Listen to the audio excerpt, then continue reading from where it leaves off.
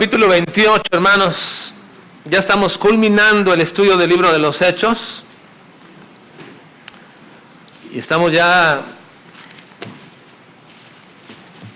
muy cerquita del final de este estudio del libro de los Hechos, que nos ha llevado más de 100 semanas, 100 domingos, más de 100 domingos que hemos estado estudiando el libro de los Hechos. Y hoy vamos a introducirnos al último capítulo del libro de los Hechos. Y vamos a ir perfilándonos hacia el final. Hemos tomado los últimos capítulos del libro de los Hechos bajo un tema general que hemos llamado el testimonio inobjetable. Cuando nos referimos a esto, estamos hablando de la vida y la predicación de un hombre que nadie puede objetar. El apóstol Pablo había sido un testigo fiel del Señor y nadie podía objetar su testimonio, ni en sus actos, en su vida, ni tampoco su predicación. Y tenía testigos que podían desmentirlo y no le desmintieron. Tenía testigos que podían decir que era un mentiroso, pero no lo hicieron. Toda su vida estuvo rodeado de testigos, y así que el testimonio que Pablo está dando desde el capítulo 25 en adelante hasta el capítulo 28, le hemos llamado el testimonio inobjetable, y que debe ser también precisamente el testimonio de la vida de todo cristiano. Nadie debería objetar nuestro testimonio. Nadie debería decirnos: médico, cúrate a ti mismo. Porque predicando a Jesucristo, que puede transformar la vida, y te digan a ti: ¿y por qué no ha transformado la tuya? Eso sería terrible. Estamos viendo, hermanos, en este último capítulo, la última parte del testimonio inobjetable del apóstol Pablo. Estamos en el capítulo 28 ya, y vamos hoy solamente a ver los versículos 1 al 10 de nuestro capítulo. Hechos 28, del 1 al 10, que serán la manera que vamos a dividir este capítulo para finalizarlo, si Dios permite, la próxima semana. En la próxima semana, o quizás dos más, podamos culminar ya el libro de los Hechos en el capítulo 28. Ahora le vamos a hacer esta última parte, estos versículos 1 al 10, lo vamos a hacer bajo el subtema: el final de la carrera cristiana llega. El final de la carrera cristiana llega cuando Dios dice que ha terminado. El final de la carrera cristiana va a llegar cuando Dios dice que ha terminado. Pablo, hermanos, está llegando al final de su ministerio itinerante, pero aún no llega al fin de su vida. Recuerden ustedes, hermanos, que la finalización de su ministerio fue revelado por Dios desde que él comenzaba a regresar para Jerusalén. Después de andar en su tercer viaje misionero, Dios le comenzó a decir: vas a ir a Jerusalén y ahí te van a apresar. Y por todos donde iba siempre le decían a Pablo: no vayas a Jerusalén, te va a suceder esto. Y él decía: Dios me lo ha dicho, yo tengo que ir a Jerusalén. Y efectivamente llegó a Jerusalén y fue apresado. Pero la finalización de su ministerio, revelado por Dios, dijo que no iba a culminar hasta que él llegara a Roma. Vas a tener que ir a Roma y vas a dar allá testimonio de Jesucristo. Así que la vida del apóstol Pablo consistía completamente en dar testimonio en todo lugar y en todo tiempo, en todo lugar por donde pasaba y en todo tiempo. El apóstol Pablo estaba totalmente entregado a dar testimonio, y principalmente en estos últimos tiempos que Dios le había revelado que su ministerio iba a culminar. Él no dejaba ningún lugar, ninguna oportunidad, ningún momento para dar testimonio de Jesucristo. Recuerden ustedes que él perseguía anteriormente en su vida a los cristianos, y ahora él estaba sufriendo por ser cristiano. Pero sobre todo el apóstol Pablo sufría por ser un testigo fiel de Jesucristo. Todo cristiano, todos nosotros deberíamos ser testigos de Cristo con nuestra vida. Pero Pablo y aquellos siervos de Dios que ha escogido, se añade otro elemento más por el cual sufren. No solamente por el testimonio de su vida, sino también por el testimonio de su predicación. El mensaje proclamado de quién es Jesucristo no es aceptable a todas las personas. Y hoy día, digamos, la mayoría de las personas entienden y comprenden y ven a un religioso predicar aquí, predicar por allá, y no dicen absolutamente nada. Bueno, proclamar que Jesucristo es Señor. Comienza a proclamar que Dios es soberano. Y ni aún los propios cristianos aceptan del todo esto. A este respecto, hermanos, el Señor le había dicho a Pablo que el plan que él tenía para Pablo no podía jamás ser alterado. Vas a ir a Roma y a Roma vas a llegar. Así que Pablo estaba confiado que todo su trayecto por toda la región de Asia, de Europa, para llegar a Jerusalén, y lo que le sucediera allí no iba a impedir que él fuera hasta Roma. Ahora, antes de entrar a nuestro tema y nuestros versículos de esta mañana, quiero aclarar dos cosas muy importantes o enfatizar dos cosas que son fundamentales a nuestra vida, que siempre las trato de explicar y lo haré una vez más de manera más específica, pero no tan profunda. Simplemente quiero aclarar bien por qué digo en nuestro tema que el final de la carrera cristiana va a llegar cuando Dios dice que ya terminó tu carrera cristiana.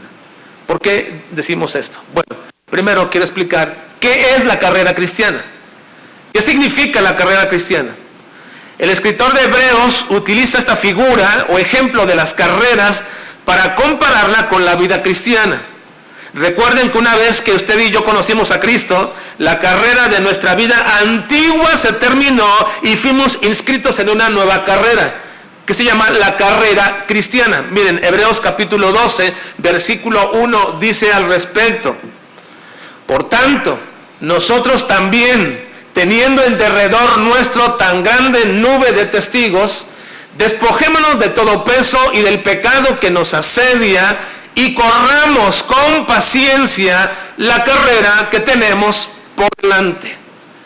Cuando usted recibió a Cristo como el Señor de su vida, cuando el Señor le perdonó y usted comenzó una nueva vida, cuando usted nació de nuevo, como le dijo Cristo a Nicodemo, te es necesario nacer de nuevo, usted en ese momento fue inscrito en una nueva carrera. Su carrera de la vida antigua terminó.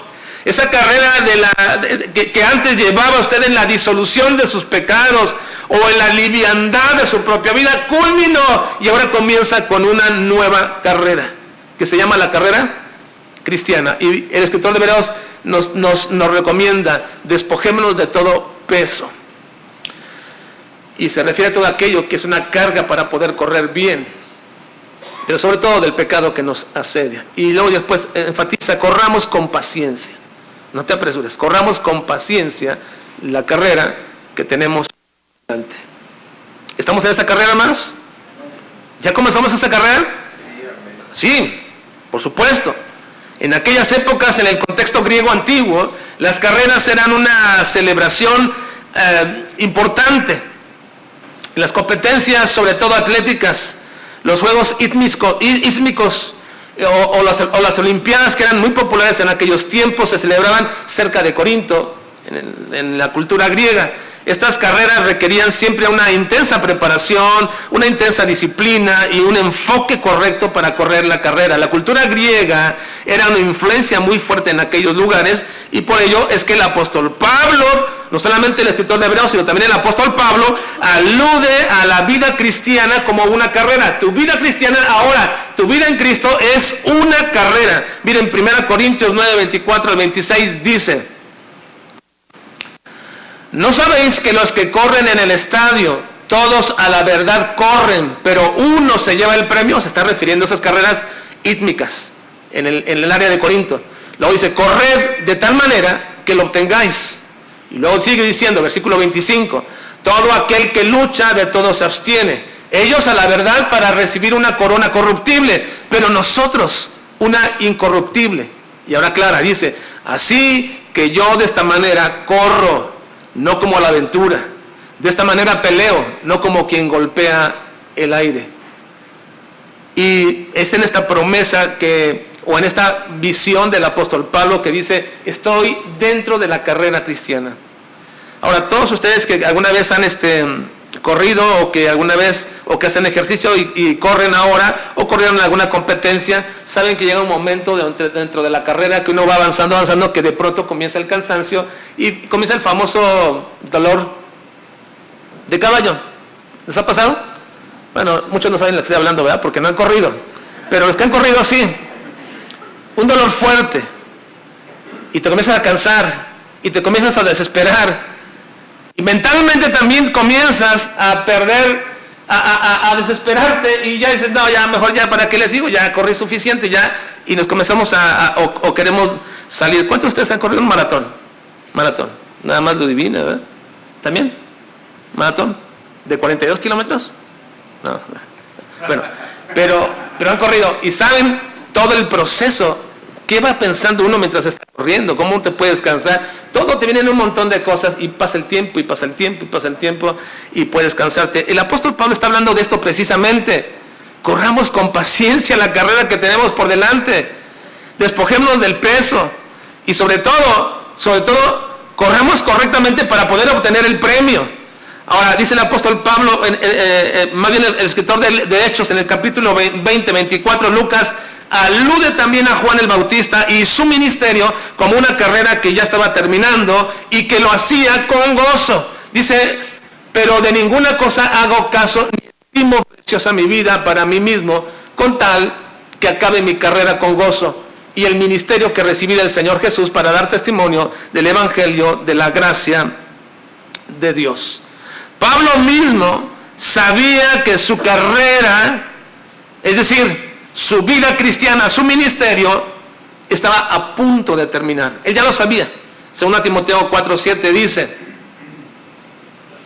he peleado la buena batalla, he acabado la carrera, he guardado la fe. Dios le había revelado a Pablo en cierto momento, cuando escribe esto a Timoteo, que él ya estaba terminando su carrera.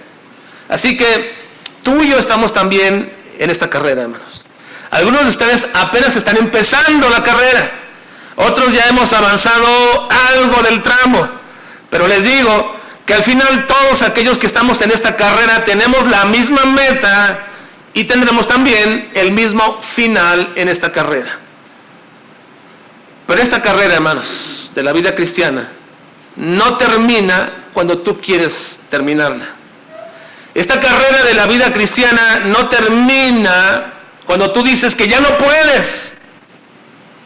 Esta carrera tiene un término que solamente está estipulado por Dios. Y hasta que Dios dice que termina, termina. Y esto me lleva a enfatizar la segunda cosa que quiero aclarar antes de entrar a nuestro texto. Todos estamos inscritos, todos aquellos que hemos recibido a Jesucristo como el Señor de nuestras vidas, que creemos en Cristo Jesús, en su obra vicaria y en su señorío, hemos sido inscritos en la carrera cristiana. Pero la segunda cosa que quiero aclarar es que hay o existe la soberanía de Dios sobre nuestra nueva vida o nuestra carrera cristiana. La soberanía de Dios sobre nosotros. La soberanía de Dios, hermanos, es el supremo control que Dios tiene sobre todas las cosas. Y esto incluye la vida de todos los seres humanos. Así que esto significa que Dios planifica y guía todo lo que sucede, y que en esos planes evidentemente Dios ha tomado decisiones que siempre serán justas y perfectas. Cuando uno habla de la soberanía de Dios, uno entiende que Dios es el Señor del cielo y de la tierra, y es absolutamente independiente en todo lo que Él decide sobre su creación. Dios es el que establece las normas, las leyes y las regulaciones que mantienen a su creación y el orden que Él quiere. Y cuando hay un aparente desorden en su creación, en la naturaleza, no quiere decir que a Dios se le salió de control, sino que también eso estaba dentro del orden de Dios. Así que Dios es el que ordena nuestras vidas, y su plan soberano nunca será frustrado. Dios es el que tiene derecho a hacer lo que Él quiera con las cosas que le pertenecen. Y esto es lo que decimos cuando hablamos de que Dios ha ordenado nuestra vida. La palabra ordenado es una palabra que tiene una connotación teológica. No significa un orden o un arreglo de lo que está desarreglado, sino significa una consecución de todo lo que Dios ha planeado para nosotros. Así que cuando nuestra vida es bendecida, es porque estaba en el orden de Dios. Y cuando sucede lo contrario, es porque también estaba en el orden de Dios. Cuando se consigue, cuando se obtiene y cuando se disfruta lo que uno busca, no es porque tú tenías todas las facultades y las posibilidades, o tuviste la buena suerte, o hiciste algo superior a los demás. Cuando tú obtienes, consigues y disfrutas lo que estás buscando, es porque Dios lo ha ordenado. Así que podemos decir que el día de nuestro nacimiento fue ordenado por Dios. Tú no naciste por accidente. Fue ordenado por Dios. Nuestro día de nacimiento fue ordenado por Dios, y también el día de nuestra muerte ha sido ordenado por Dios. Para los que creemos en un Dios soberano, no existe la mala suerte. Para los que creemos en un Dios soberano, no es que estuvimos en un lugar equivocado. Para los que creemos en el Dios soberano, nuestras circunstancias no son producto del azar. Dios tiene todo bajo control. ¿Por qué? Porque su deseo es siempre santo y su deseo siempre es perfecto. No está conduciendo nada que Dios no quiera, y Él hace todo para llevarlo hacia el fin que Él quiere. Así que, hermanos, nuestra carrera cristiana termina cuando Dios dice que ha terminado. No antes, no después. Nadie la puede pausar, nadie la puede apresurar, nadie la puede frustrar. Dios tiene el control sobre nuestra carrera cristiana. Con esto en mente, vamos a nuestro texto. Capítulo 28, versículo 1 y versículo 2.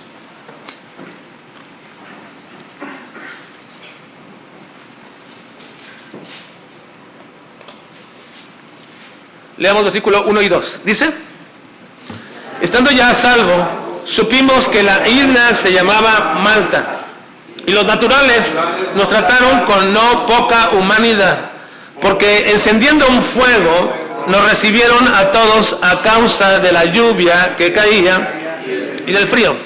Ahora quiero poner en contexto esto que estamos leyendo ahora. Recuerden, hermanos, ustedes que la semana antepasada, cuando tratamos el capítulo 27, la finalización, el apóstol Pablo se embarcó junto con el guardia y los demás soldados que llevaban a todos aquellos presos para Roma, y en ese proceso de andar en el mar de aquí para allá, de pronto llegaron a naufragar. Así que Pablo está reconociendo en el inicio del capítulo 28, reconoce el cuidado que Dios ha tenido del incidente de ese barco que tuvieron anteriormente. Recuerden, hermanos, que en aquella ocasión pasada analizamos este momento de cómo Dios había revelado a Pablo en una noche que él ni nadie de la tripulación iban a perecer, y como el testimonio de Pablo fue creído a tal punto que incluso el propio capitán que llevaba a los presos hizo todo lo posible por salvar a Pablo, porque los soldados querían ejecutar a todos los presos para que no escaparan, pero hizo todo lo posible el capitán y lo salvó. Pero no fue el capitán. ¿Quién fue? Dios. Ahora, el relator de Hechos, que es Lucas, dice ahora en el versículo 1 que ya están a salvo en la isla de Malta. Se echaron al mar, algunos en tablas, otros en algunas cosas, y por fin llegaron a la isla de Malta. Ahí está, diciendo, ya estamos a salvo, supimos que la isla se llamaba Malta, y los naturales de ese lugar los trataron con no poca humanidad, o sea, con mucha humanidad, porque encendieron un fuego y los recibieron a todos a causa de la lluvia que estaba cayendo y del frío que tenían. Así que los ayudaron. Ahora, si este punto ya está bien establecido en el relato con Pablo, con anterioridad, si el punto de que Pablo va a llegar hasta Roma y que no va a morir él, y que ya han pasado desde que Dios le dijo a Pablo que él tenía que ir a Roma para testificar de Cristo, y ya han pasado varios años, y entonces esos varios años ha ido entre cárcel, entre gente llevándole, entre peligros, entre los romanos, entre los judíos, y ahora una frase más. Si este punto ya está bien estipulado, bien aclarado, que el Señor ya le había revelado a Pablo que él iba a llegar hasta aquel lado, y que los asesinos de los líderes judíos no podían hacer nada contra él, ni que los romanos que querían apresarlo podían de ninguna manera matarlo antes de que él llegara a Roma. Entonces, una vez más, Dios vuelve una vez más a decirle y a testificarle a Pablo que él no va a morir, porque fue en aquella noche del naufragio y decirle una y otra vez, no vas a morir, Pablo. Si ya Pablo lo entendía bien, Pablo lo sabía perfectamente. Y varias ocasiones le vuelve a decir, estando en la cárcel, no temas, vas a llegar a Roma. Y va para allá, no temas, vas a llegar a Roma. ¿Por qué? ¿Por qué el estar continuamente recalcándole o recordándole a Pablo que no va a morir? Si esta verdad ya había sido plenamente establecida y se nos ha dado a conocer durante todo el relato. ¿Por qué a Dios le plació someter a Pablo a un naufragio más y ahora, como veremos, a una circunstancia de peligro inminente y de muerte, si ya sabe Pablo que él no va a morir? ¿Por qué someterlo a una situación como esta? Y aquí quiero explicar algo muy importante para todos nosotros, pero vamos a leer versículos 3 al 6. Vean, una vez, ya salieron del naufragio, no murieron. Le dijo Dios, no vas a morir, y no murieron. Pero ahora vayan al versículo 3 al 6. Vean. Entonces, leamos todos. Entonces, habiendo recogido Pablo a las ramas secas, las echó al fuego, y una víbora, huyendo del calor, se le prendió en la mano. Cuando los naturales vieron la víbora colgando de su mano, se decían unos a otros, ciertamente este hombre es homicida, a quien, escapado del mar, la justicia no deja vivir. Pero él, sacudiendo, ningún daño padeció. Ellos estaban esperando que él se hinchase o cayese muerto de repente, mas habiendo esperado mucho y viendo que ningún mal le venía, cambiaron de parecer y dijeron que era un Dios. Ahora quiero que recuerden, hermanos, una de las razones o propósitos del por qué se nos cuentan ciertas historias en la Biblia. La Biblia no es un libro de historietas. La Biblia tampoco es un libro de historia. Aun cuando se cuentan historias o relatos de una o de varias personas en particular, no significa que ese es su propósito principal. Pero aclaramos, no se cuenta no se cuenta todo porque no es un libro de historia o de biografías. Incluso, la persona más importante que trata las Escrituras, ¿quién es? El Antiguo Testamento habla de él y el Nuevo Testamento nos habla de él. ¿Quién es la persona más importante de la Biblia? No tan general, Dios. ¿Quién? Jesucristo. Cristo dijo, los profetas hablan de mí, el Antiguo Testamento habla de mí, y aquí también está enfrente, y los evangelios nos hablan de él, y Pablo habla de él, y las cartas hablan de él. Bueno, aun cuando la persona más importante que nos habla de la Escritura es Jesucristo, y hay 4 evangelios que nos hablan de él, no se nos cuenta todo acerca de Jesucristo, sino que se seleccionan algunas cosas, se seleccionan algunos eventos, algunos encuentros, algunas palabras, algunos discursos, se nos seleccionan con un propósito muy específico. No se cuenta todo, se seleccionan algunas cosas muy específicas. Miren, Juan capítulo 21, versículo 25 dice, y hay también, lean por favor, y hay también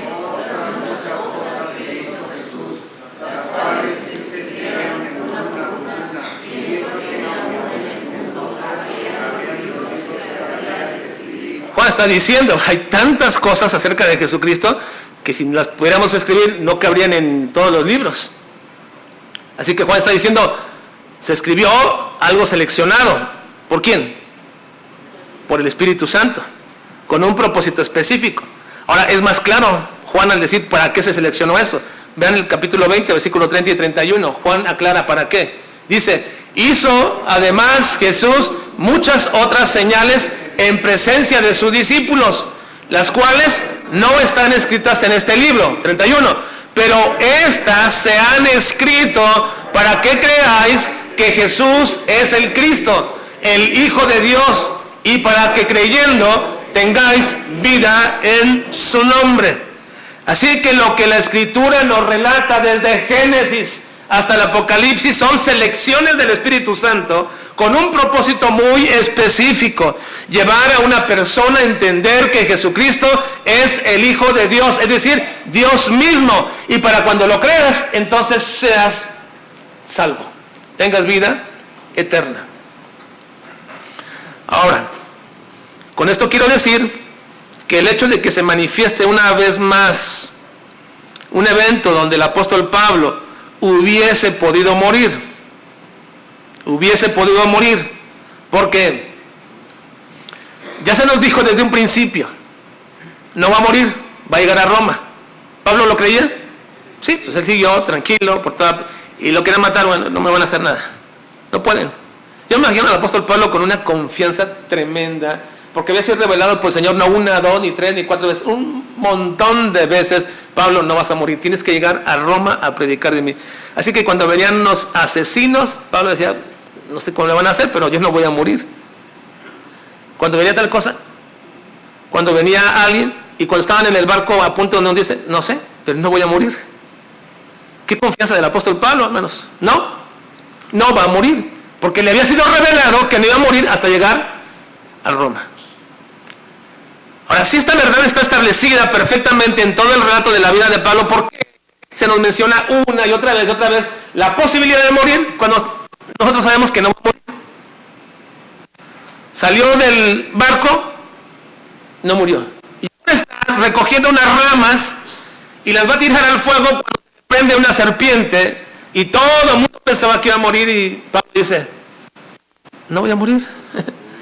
No. Así que, hermanos, ¿por qué se toma la molestia Lucas o el Espíritu Santo para hablarnos de algo que sabemos que no va a pasar? ¿Para qué se nos habla de un naufragio si no va a morir? ¿Para qué se nos relata de una serpiente que se le prende si no va a morir? ¿Para qué? Aun cuando sabemos que no va a morir, se escribe no para tratar de rellenar una historia, ni para tratar de llenar una cantidad de hojas o cuartillas para hacer más grande el libro de los Hechos. Dice: Lucas, yo quiero que tenga 24 capítulos, así que me falta, voy a escoger una más. No se trata de eso, hermanos. O 28, no se trata de eso. Yo no sé cuando ustedes iban a la escuela, pero a mí me pasaba a veces que nos hacían hacer algún ensayo y nada más te decían: bueno, tengo la idea, lo escribo, y dice: no, pero necesitas 3 cuartillas. Y lo que iba a decir yo nomás es media cuartilla. ¿Qué hacíamos después? Dicen algunos chavos: puro rollo, nada más. Rollo, todo eso, y paja y cosas que no tienen nada que ver. Bueno, para esto no es esto. Las historias contadas aquí acerca de algo que ya sabemos que no va a pasar, tienen un propósito específico.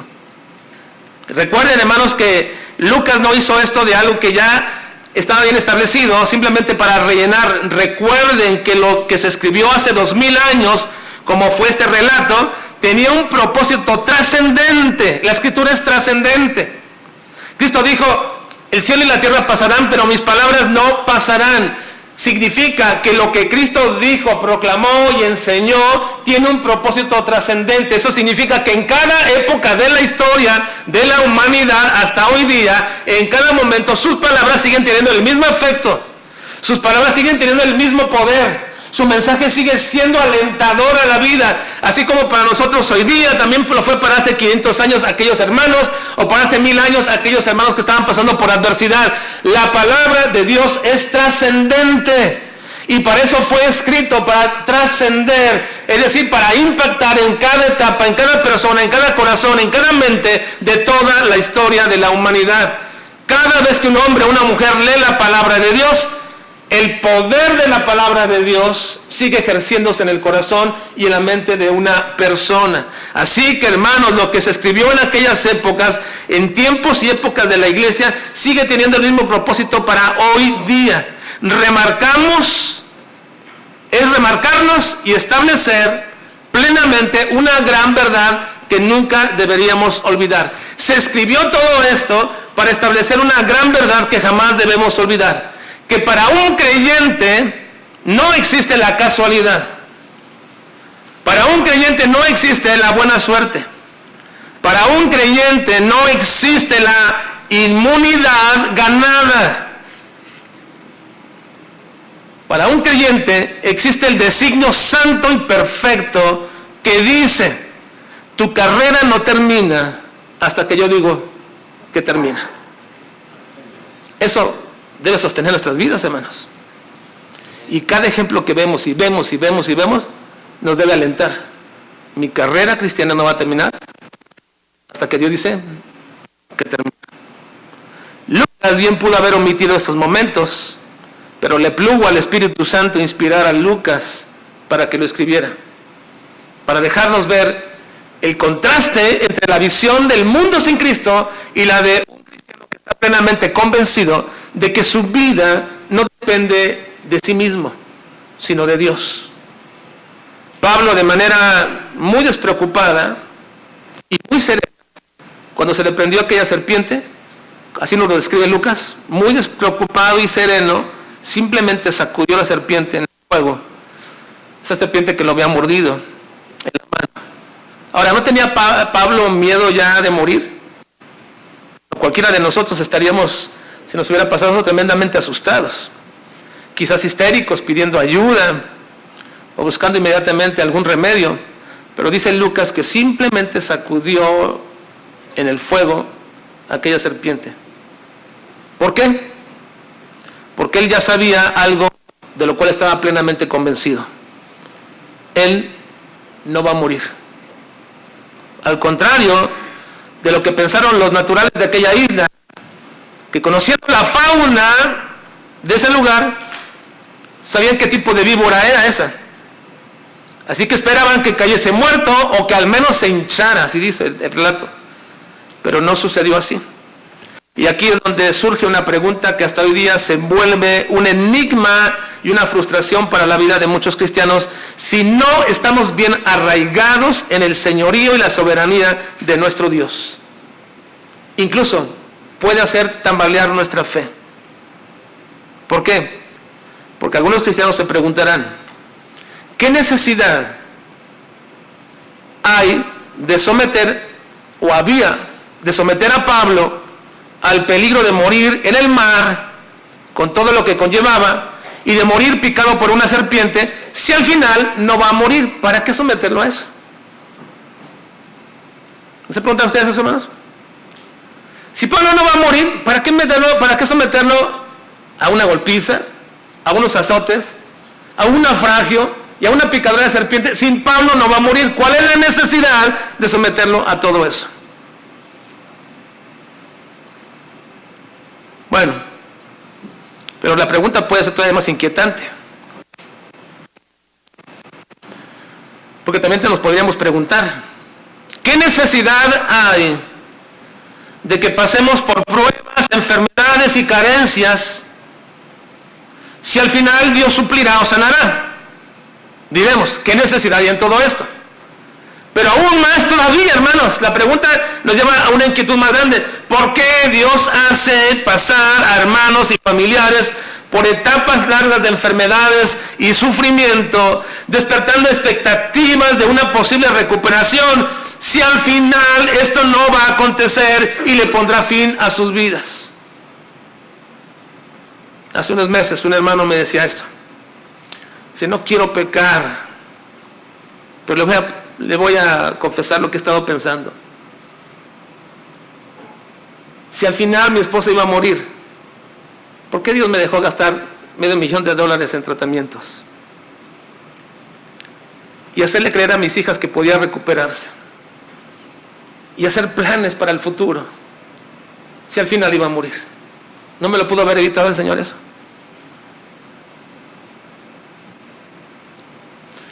Ahora, la respuesta me parece, hermanos, que es sencilla, pero que necesita ser repetida y ejemplificada muchas veces, a fin de que sea una verdad también anclada en nuestro corazón. Necesita ser repetida vez tras vez tras vez. Pablo decía, a mí no me es molesto repetirle las mismas cosas una y otra vez. Y espero, hermanos, que tampoco ustedes sean molestos y siempre repetitivo decir, hermanos, acerca de esto.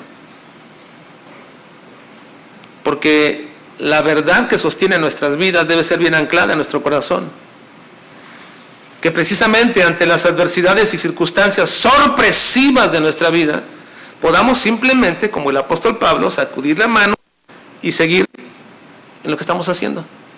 No debería inquietar nuestra vida o tratar de llevarnos por un rumbo de desesperación. Deberíamos tener confianza de un hombre que entiende que su carrera cristiana no termina hasta que Dios dice que termina. Y él dirá, bueno, ¿y qué tal si esta vez sí termina? De bendición, porque es Dios quien lo determina, no eres tú, no es la gente, no son tus enemigos, no es la mala suerte, no es el azar, es Dios quien lo determina. Y debemos glorificar a Dios por ello. Así que el apóstol Pablo, entendiendo bien esto, no es que no le hubiera dolido la mordedura, creo que le dolió, pero simplemente dijo, no voy a morir, la sacudió y se acabó y seguimos en lo que estamos. En lo que estamos. Y eso fue lo que sucedió. Vean versículos 7 al 10, por favor. 7 al 10, hermanos. Dicen, había propiedades del hombre principal de la isla llamada Publio, quien no recibió y hospedó solícitamente 3 días. Y aconteció que el padre de Publio estaba en cama, enfermo de fiebre y de desintería, y entró Pablo a verle, y después de haber orado, le impuso las manos y le sanó. Hecho esto, también los otros que en la isla tenían enfermedades, venían y eran sanados. los cuales también nos honraron con muchas atenciones, y cuando zarpamos nos cargaron de las cosas necesarias. Ahora, en la Biblia hay cosas que tenemos que aprender a inferir, hermanos. Pero quiero decirles que lo que inferimos o deducimos no es doctrina. Pero tenemos que aprender a inferir adecuadamente de acuerdo al contexto de todo. Cuando Pablo fue picado de todo, sacudió todo y siguió a lo que sigue. Y comenzó a buscar al padre de Publio, el principal de aquel lugar, lo sanó de la fiebre por mano obviamente de Dios. Y luego también la gente también vino y sabiendo todo esto comenzó ese ministerio o esa situación de sanidad. Lo que tenemos que pedir aquí, hermanos, es que Pablo nunca hizo simplemente esto nada más. Él tuvo que haber predicado a Jesucristo. ¿No lo creen? Pablo jamás dejaba un momento de predicar a Jesucristo. Y jamás tomaba la gloria para sí de lo que Cristo hacía. Jamás. Y aunque el relato no se diga aquí, es claro que el apóstol no iba a dejar esta oportunidad de predicar a Jesucristo en esta isla. Porque un hombre o mujer que está plenamente confiado en Dios, que Dios tiene el control de su vida y que descansa en los designios de Dios, de que su carrera no termina hasta que Dios dice que termina, no se va a distraer de lo que Dios le ha mandado hacer.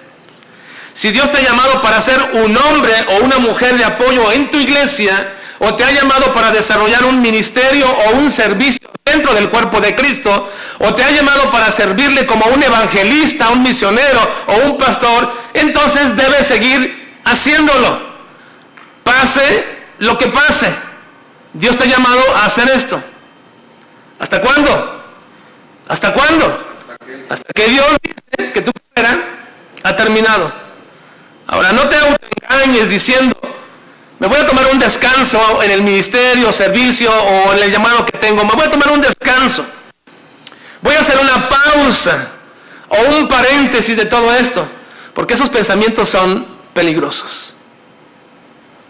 Como dice un canto cristiano que me gusta mucho, no es conocido, pero dice, generación a generación, la iglesia sigue su curso. Un paso atrás no daremos ni para tomar impulso. Yo no doy un paso atrás ni siquiera para decir voy a impulsarme, no, voy adelante. Porque cuando digo voy un paso atrás, me voy a caer en un peligro, hermanos. Esas pausas, esos paréntesis, quiero hacerlo mejor y mejor me tomo un tiempo. Cuidado, hermanos. Si estás convencido que Dios te ha llamado a asumir un ministerio, a ser partícipe de algo dentro de su obra, y Dios te ha dado los recursos, los talentos o los dones, no caigas en esto. Elías creía, hermanos, que ya había terminado su ministerio.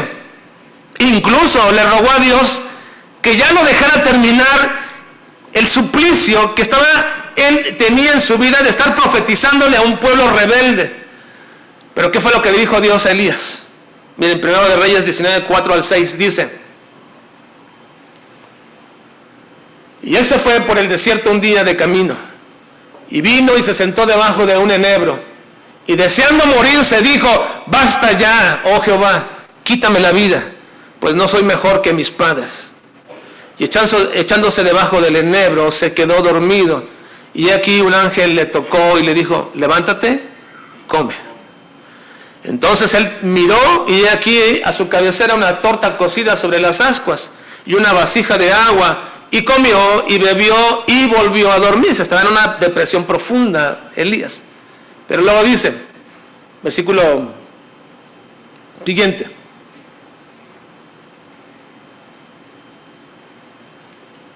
y volviendo el ángel de Jehová la segunda vez, lo tocó diciendo: levántate y come, porque el largo camino te resta. No has terminado.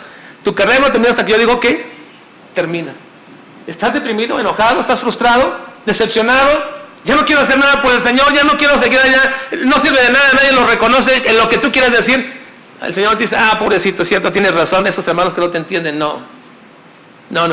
Levántate, come, porque el largo camino te resta. Largo camino te resta. En otras palabras, Elías, tu carrera no termina hasta que yo digo que termina. Así que si has estado frustrado, desanimado, deprimido, temeroso, Dios nos dice como Elías: levántate, come, porque el largo camino te resta. Tu carrera no ha terminado. Si estás aquí con vida todavía, tu carrera no ha terminado. Así que lo que nos falta simplemente es, tienes una decepción, un enojo, una frustración, lo que tú tengas en este momento o te esté inquietando, simplemente como el apóstol Pablo, sacude la víbora y a lo que estamos haciendo. Porque una cosa nos sostiene. Nuestra carrera no termina hasta que Dios dice que termina. Así que basta de llorar, desánimos, de los desánimos, frustraciones, y emprendamos nuevamente con valor la carrera que tenemos por delante. Puesto los ojos en Jesús, el autor y consumador de nuestra fe. Vamos a orar, por favor.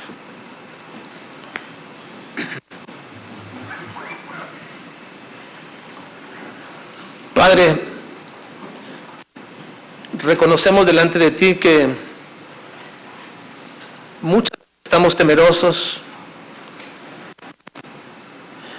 sentimos inquietos, impacientes, porque pensamos que nosotros gobernamos las cosas y que de nosotros depende cómo nos vaya. Pero sabemos, Señor, que por encima de nuestras decisiones o malas decisiones, o buenas decisiones, estás tú, Señor. Y que tus planes no son frustrados. Y que tú tienes un plan perfecto en nuestras vidas. Y que lo que nos acontece mal es para un bien mayor. Y que la bendición que recibimos es para que tú seas glorificado. Te quiero pedir, Padre, si en esta mañana hay algunos que están o han caído en desánimo, o en inquietud, o en un afán sobre las cosas, te ruego, Padre, que podamos ser tan pacientes, tan tranquilos, pero no pasivos, sino tranquilos, sacudiéndonos aquello que nos afecta y a seguir tu llamado. ¿A dónde quieres que sigamos, Señor? ¿A dónde quieres que vaya o que haga? Ayúdanos, Padre. Toca el corazón de cada uno de mis hermanos y su mente, a fin de que cada uno delante de ti pueda depositar todas sus inquietudes, sus desánimos. Volvamos a correr con paciencia la carrera que tenemos por delante. Te lo ruego, Señor, y te lo pido en Cristo Jesús. Amén. Póngase por favor de pie, hermanos. Vamos a culminar nuestro culto esta mañana.